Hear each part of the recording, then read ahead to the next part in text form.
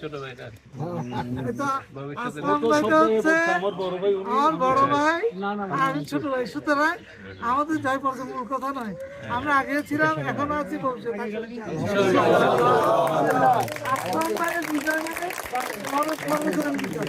আবার আসলাম এটা বলেছেন নির্বাচন করতে, যেটা তো করি সেটা আমি কখন বলেছেন ঠিক নয়। আমাকে মনোনয়ন নেওয়ার জন্য তো আমি অনেক আগে থেকে বলছি, দল থেকে মনোনয়ন। সুতরাং উনি বড় ভাই হিসেবে অবশ্যই আমাদেরকে দেখবেন, আমরা অবশ্যই সার্বিক অবশ্যই সহযোগিতা করবো।